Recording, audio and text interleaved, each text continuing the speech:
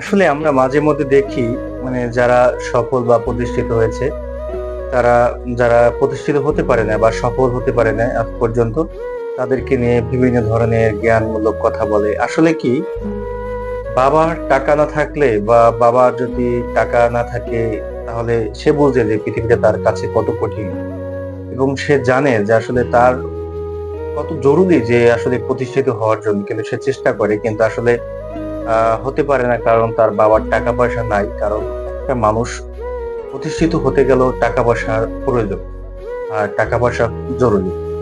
ভালো হইতে হইলে যেরকমের টাকা পয়সা লাগে, খারাপ হইতে হলেও সেরকমের টাকা পয়সা লাগে। কারণ খারাপ যদি হইতে হয় তাহলে অবশ্যই মদ গাঁজা বিভিন্ন ধরনের খারাপ দিকে লিপ্সা করতে গেলেও আসলে আপনার টাকা খরচ করতে হবে। আর ভালো হতে হলেও আপনার টাকা খরচ করতে হবে।